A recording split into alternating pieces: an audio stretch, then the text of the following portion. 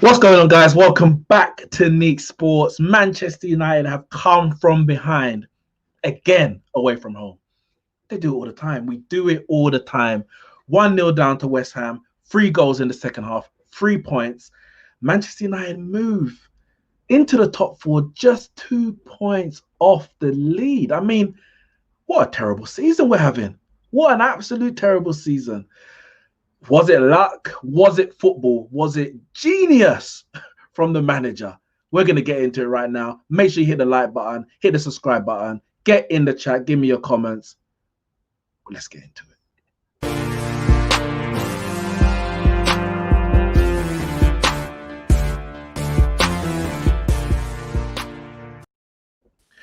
Guys, yes, listen, I've got a few people backstage.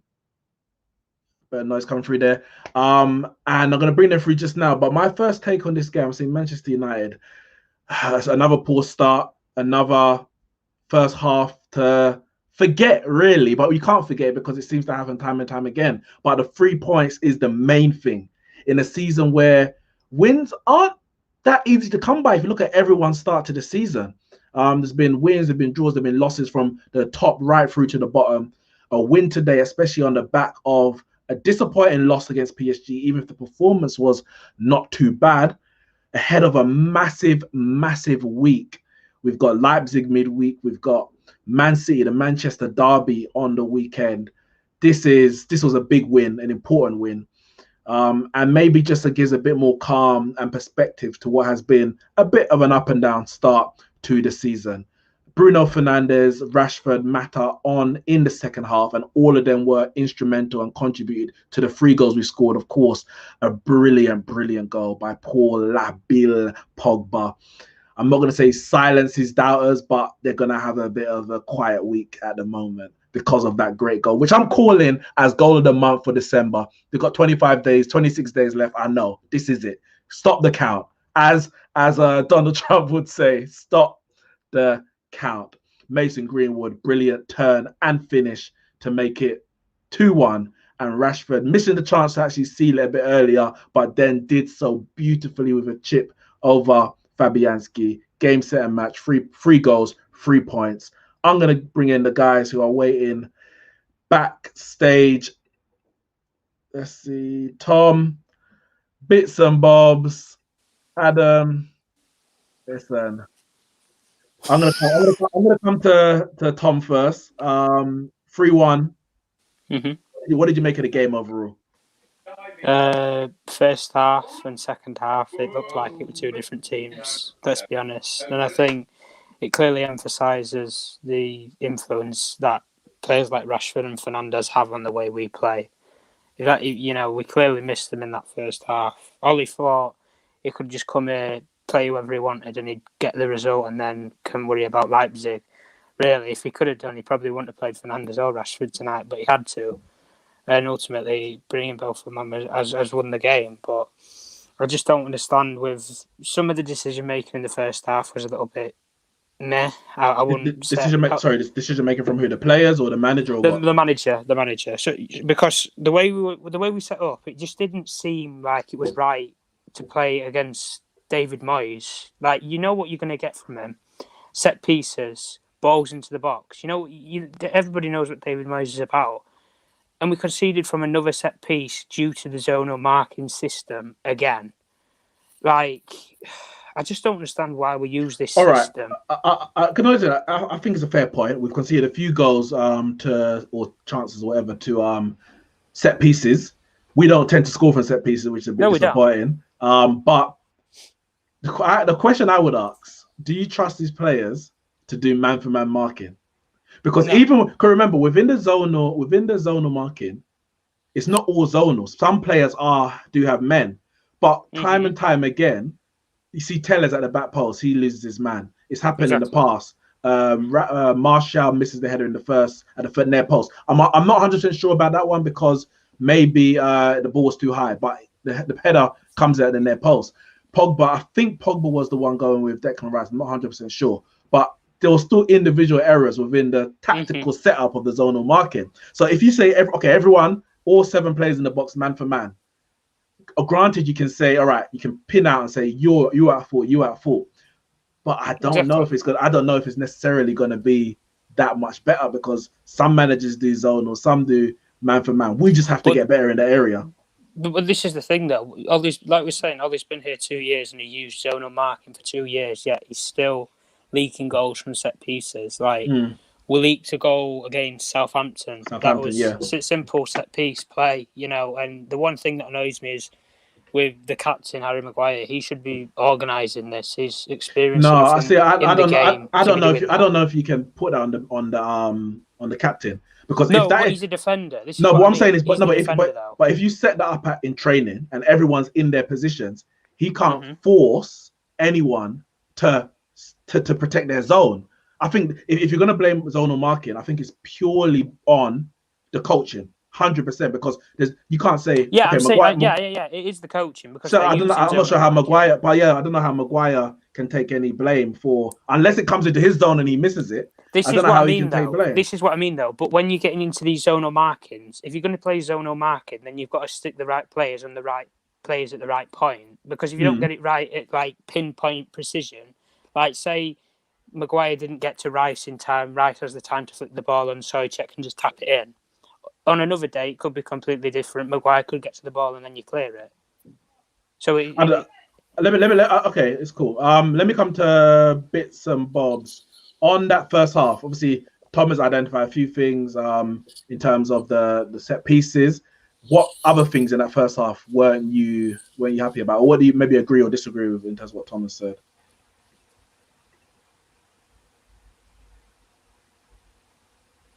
I can't hear you, bits and bobs. I can't hear you. Check your. Oh no. Check your mic settings and jump back in if you can. I can't hear you at all. All right. I'm gonna come to Adam. I think that's you. You got a lot of background noise. Adam, can you hear me? Nope, can't hear you. I don't know what's going on. Can't hear you. Can't anybody else hear? Jerry, can you hear me? Yeah. Okay. All right. Sorry, let me tell. All right. Thoughts on the first half? It was a terrible first half. Martial, I don't know what's happening to him this year. It's meant to be his day, so I want him to score a goal. And the first half wasn't really great because we didn't have Fred, which was our most important player.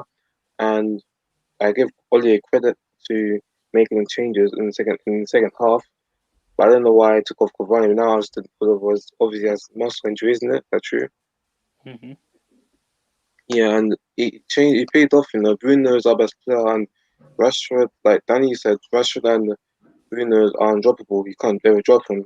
And I understand because our lead team only needs to be careful how we use Rashford because I don't trust. Because I don't want to what happened last year when he missed like 4 months, and after Bruno came in, he saved his job. And now, as you can see now, like see when we're winning games, those players are playing for Ollie.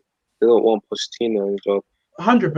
I think there's no doubt in my mind that these players are playing for Solskjaer. It's not the same. You know when we had Jose Mourinho, and you can say whether this game or that game wasn't good or was good.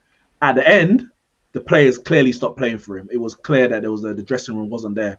Whether we've had good results or bad results on the Ollie, they've never ever turned on them. The same players that were blamed at the time, the likes of Pogba, Martial, they haven't turned on their manager. He's always he's never thrown them under the bus in public, and they've never done the same, even if their performances haven't always been there. So I think that's credit to his management, and of course credit to the players for believing in whatever Ollie's trying to get across. I'm going to come to Samuel, Arsenal fan.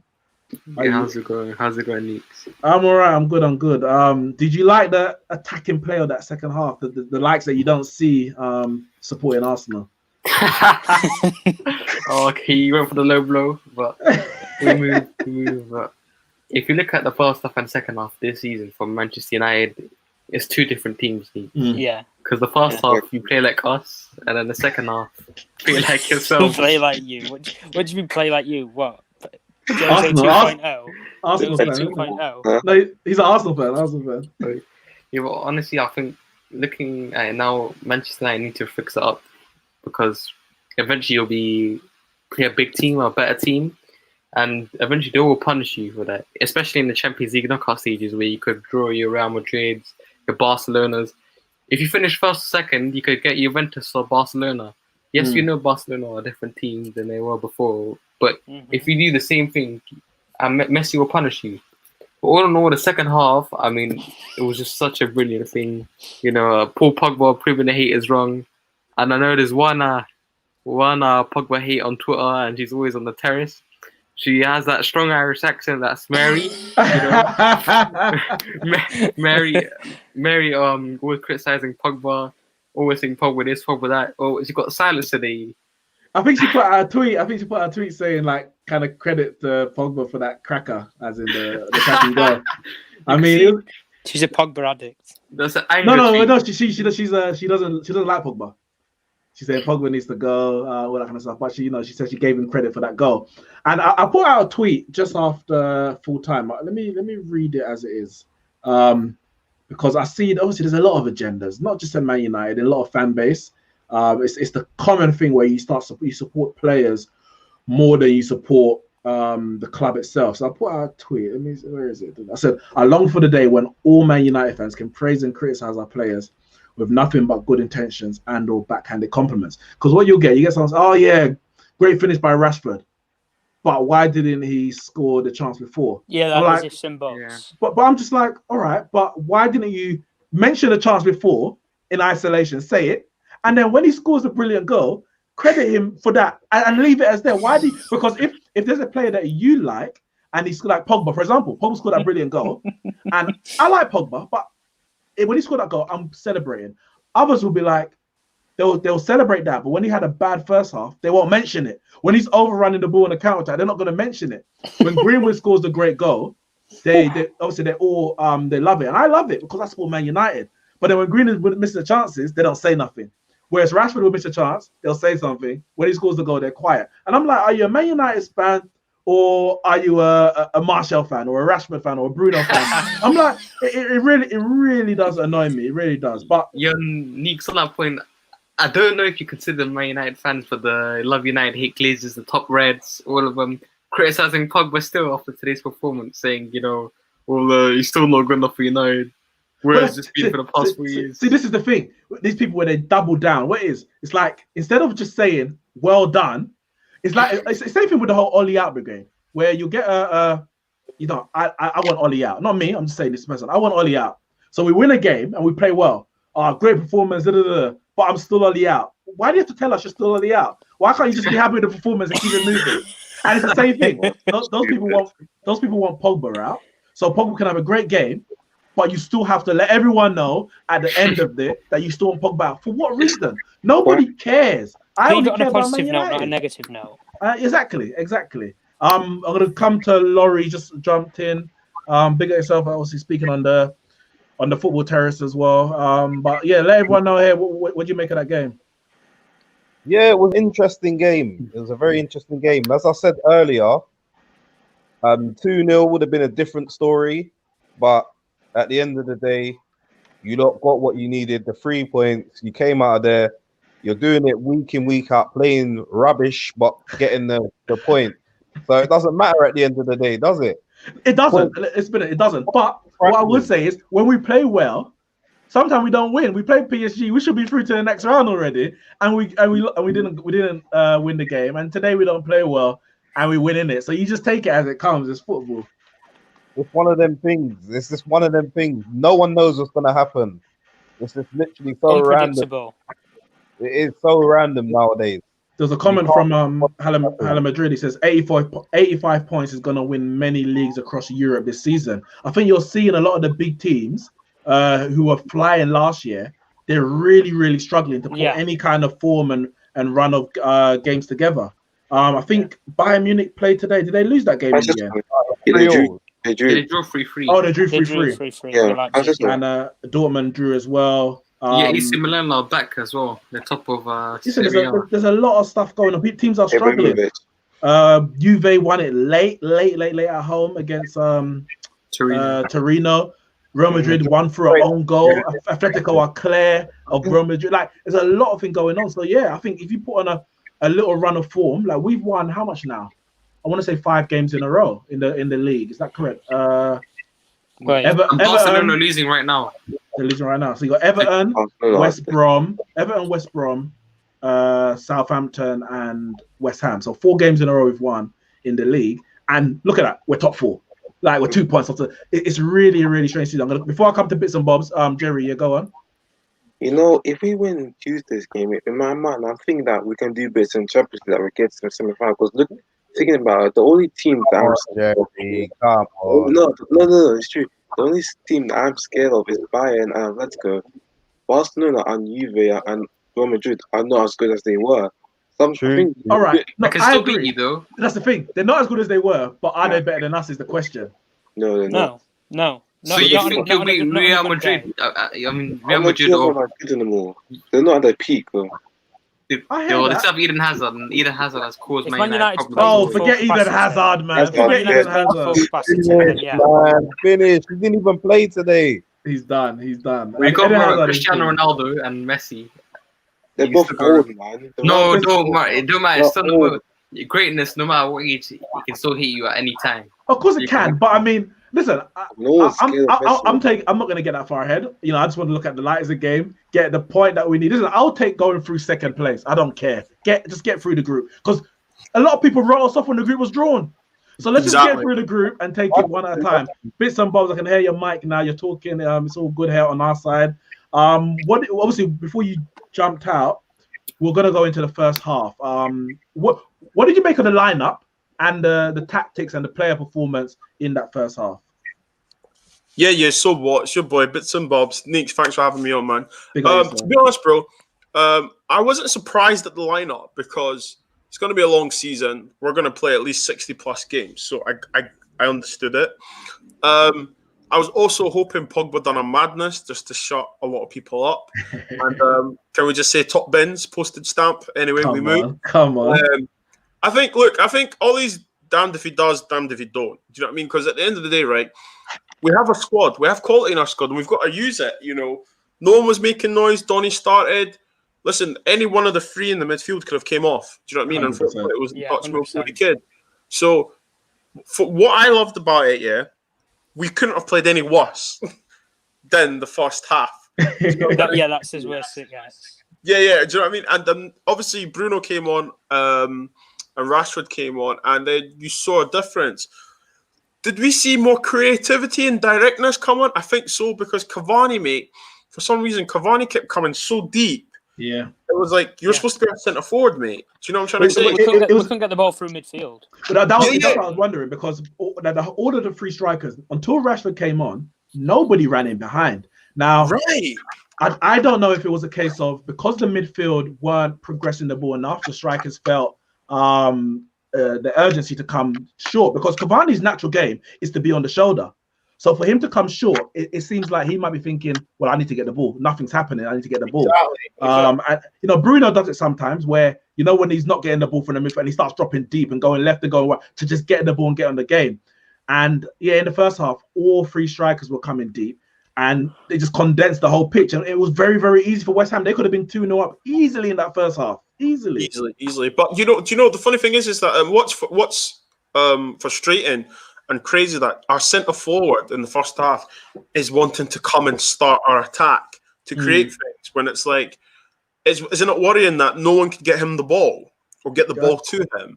100%. Do you know? And in the second half, you play Bruno, and people will hate Bruno or whatever. I don't give a damn. Like, I'm not a stat padder. I don't really care about stats. I'm all about watching football and see what the player does.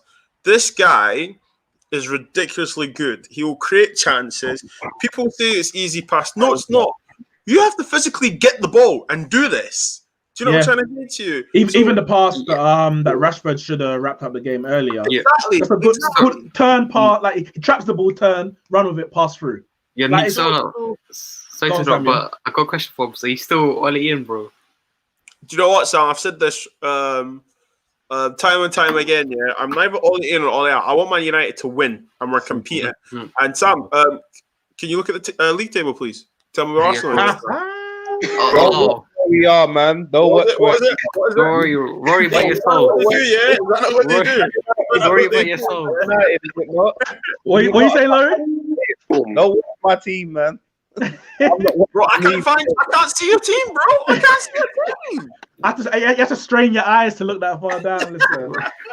But no, Listen, they ain't ruining my birthday tomorrow, so I'm not even interested. I don't want to know nothing about tomorrow. I don't want no. It's I gonna just- be the last I know time. bits and I know bits and bobs said. Sorry, go on. What you say? Also, no, it's just, as a Man United fan, it's just a shame that we had to bring them on Yes.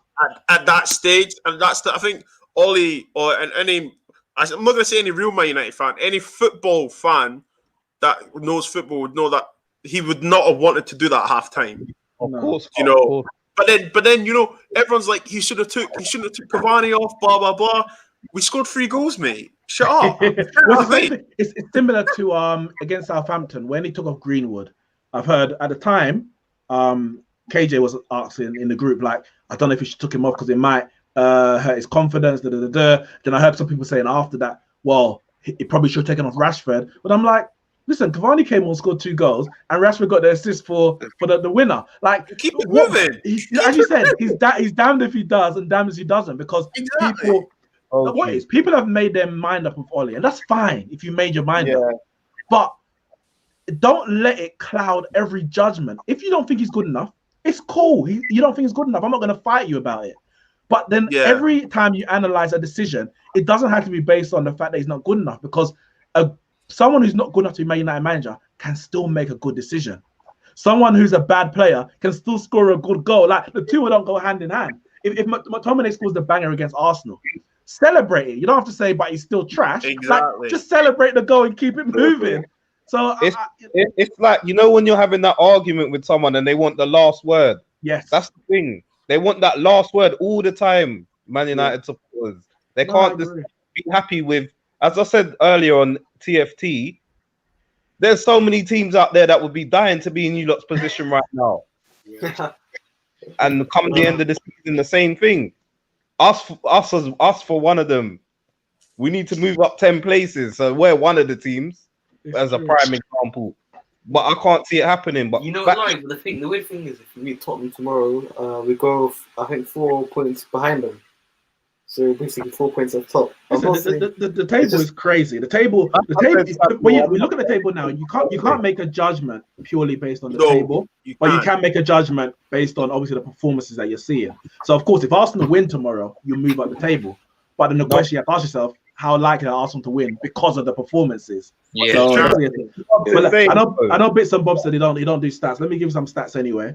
Man United, 9 straight wins, which is a new club record. Sorry, 9 straight away wins, new club record. 2+ goals in 9 straight away wins. That's a Premier League record. Man United win their first 5 away games since 1985-86 season. Rashford, 94% pass accuracy, 4 shots, 4 attempted take-ons, 3 successful take-ons, 3 ball recoveries, 1 goal. Pogba, 114 touches, 85 passes, 87 completed, 87%, 37 forward completed passes, 10 recoveries, 8 long balls completed, 5 duels, 4 clearances, 1 goal. And Bruno Fernandes, for me, I think this is the amazing stat for someone who's Planning of the year. Listen, for the man that's a penalty merchant and a stat padder, Bruno Fernandes created 8 chances from open play versus West Ham. The most any player has created in a Premier League game this season in 45 minutes. 45 minutes he created. That is amazing. Come outside. One point, I got a question for all the Man United fans here. Do you think the title is possible this season? Yes. Yeah, we can do it. Do you think you'll win it? Do you know why? I said this on my show 2 weeks ago, and I was with Unofficial Pundit, and we were arguing. And I said, look, the reason I'm not saying Man United are going to dominate the league. What I'm going to say is this. On the evidence of the season so far, a team that shows consistency over 10 to 12, 15 games has a very good chance of winning the league. Now, I might trigger a few Liverpool fans now, When Liverpool won the league, all of the big six were doing crap. Liverpool just stayed consistent. So, come to us, segue to us. I just think if we put on a good run, I don't care if we play rubbish, as long as we win. See me, I'm old school. 3 points is 3 points. You can't chat to me. Do you know what I mean? You can't chat to me about this. Nah, bro, we got 3 points. And the fact that we are, I believe it's 2 points off top. Correct. Yeah? Bro, go on the evidence. What crisis? People need to just relax. Well, you And see, you're go on, Jerry. Go on, Jerry. thing you got to go quietly as well, because there's not that much attention on you lot. There's attention on someone else, so you lot are doing it quietly. That's the thing. You're just sneaking. And I hope that if we are to win the title for some miracle, I want to just be. I don't want to touch first place until like 3, 4, 5 games left to go, because I don't know if these guys can handle that pressure. Stay under the radar. Stay under the radar. Mickey Small style, innit? As soon as you buy that wine, I just pick up from behind. Come on. exactly. What are you gonna say, Jerry? It's been, if we win the league this year, it's been 7 years, and it will be my first time I've ever seen my team lift up a title. Because I started watching football in 2016 season. Jerry, you've missed, bro. I've been watching Man United since flipping 19. Well, I'm 31 now. I've been watching Man United since flipping 1996 or something like that. I'm 29, so for me, 90, 98, 97 was the first season that I can even remember anything like vividly. 98 World Cup was the first World Cup I ever remember. Anything before that, I don't remember. I'm 18 now, and I started watching like when I was 14. Yeah, no, 13. Sorry, 13. I started watching. Yeah, I was born in 2004, and I started watching in 08. So Samuel's never seen your team win the league, then, isn't it? I was alive, but I was in the crib. I've seen a few titles come my way from the Highbury days, so yeah, I've been around for a hot minute still. I've seen FA Cups and a cup final lost to Birmingham. That's what I've seen. Sam, about FA Cups, man. We're talking about winning the league, rude boy. Shut up. Hold on to that. The FA Cup used to mean something, but I mean, I still want to win the FA Cup. I want to win any trophy, but yeah, when it comes to priorities and due to how football has gone these days. Oh, good. Sorry, I'm watching the Chelsea game. Zuma just scored a towering header. Oh, who? Giroud? Zuma. Zuma. Samuel, you know what? Zuma scored more goals than your entire strike force. That dead banner. Yeah, we're gonna see those. We're gonna see those tweets come out in a second. But yeah, guys, before we wrap up, listen, we got Leipzig midweek. We just need a draw to qualify. Christmas time's here. Game every 2 days. What are we expecting, Jerry? I want to see 4-3-3 this time. I like to see Pogba start and Greenwood start, and hope Martial is fit. And I want to see a win, because I want to get out of the group stage and be in the knockout stages. Samuel, what are you expecting from Man United? I'm going to put no bad thing. I'm expecting a 1-1 draw. I believe that they'll go 1-0 up until the 80th minute, where the defender breezes Bruno Fernandes a little. He goes down, Man United get a penalty. Bruno scores the penalty, and they go through. Listen, I'll take it. I don't care how it comes. I'll take it. Laurie, Man United, Leipzig. Are you expecting Man United to go through, or they're going to join Arsenal in Europa? Is it home or away? Away. I don't see why you can't nick it, but it depends on what Man United turns up. I'm going with 2-1 United. I will take that. I will take that all day long. And bits and bobs. Do you know what, yeah? I think I don't want to say anything about Ollie, yeah? It's one of those ones.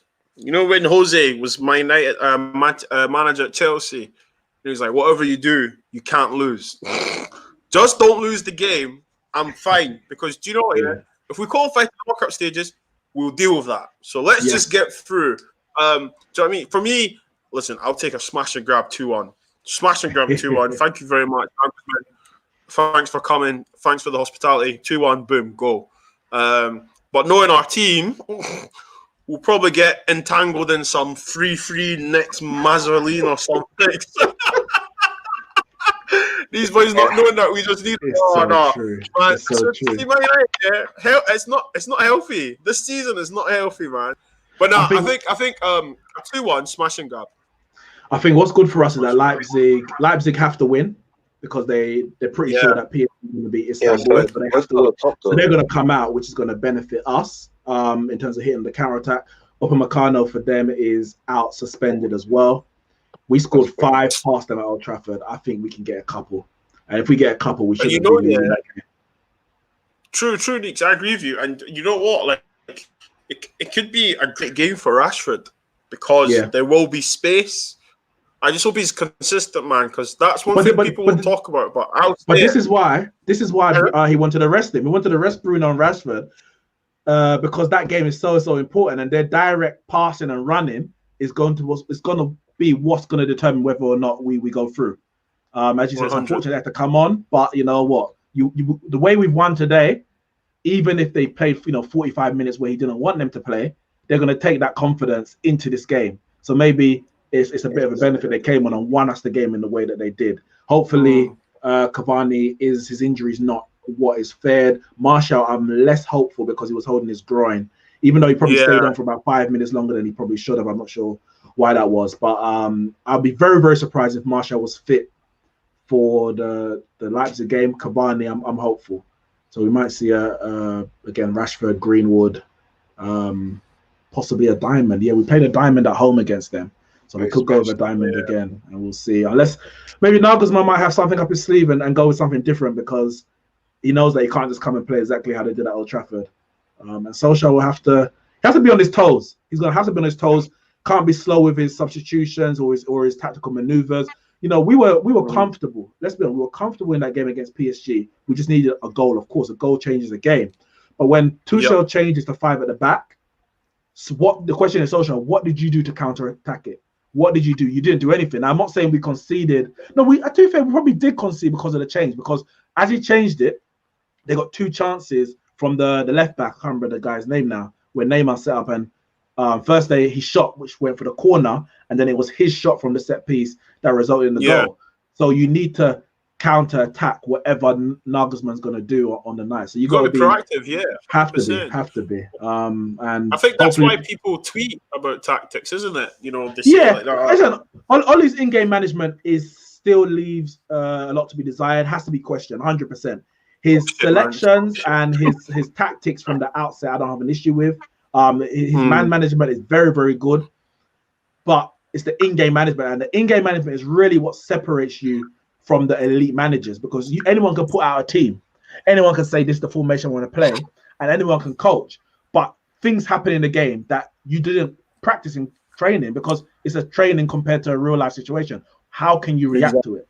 And at time and time again, he has proved that he hasn't been able to react to it, and that's probably why we've lost 3 semi-finals. We got to the semi-finals, but then at the semi-finals, now you're meeting the best of the best in that competition. What can you do to change it? And, the Sevilla game, for example, in that Europa League, we're on top of the game. Do we need to change something to, we're missing chances, cool, but you can't just let it go. You have to then grab it by the scruff of the neck and make sure you ram it home. Of course, the players have to take blame for missing the chances, but you also have to be proactive with the manager. So that's what I want to see on when Tuesday? When are we playing? Tuesday. Tuesday. So I'll do a preview for that on Monday. I'll give my score prediction. Let me mull over the weekend. But today, yes, 3 points in the bag. Man United up to top 4. For now, hopefully Leeds can do a little comeback and get a goal back against Chelsea. We'll see how that goes, and we can all tune into the North London derby tomorrow and just sit back, relax, and hope for a good game where Son and Kane and Mourinho just stick it to us. Like I said, they don't want to be party poopers, man, but they're I can see them doing party poopers. I hear that. But yeah, guys, thanks for coming on. Big up yourselves. Look, make sure you check out Bits and Bobs, and all the guys for all they are. Obviously, Bits and Bobs on the Football Terrace now, so you'll see him there with me from time to time as well. Make sure you hit the like and subscribe button, guys, and I will see you very soon. He was on the sofa, Neeks, man. Say that again? I said I've been following TFT from the days you was on the sofa. Yes, man, up in the UFF studios. Oh, A long time follower. OG Laurie Nix from day one. Wow. So big up yourself, man. And I will see you lot very, very soon. Salute, salute.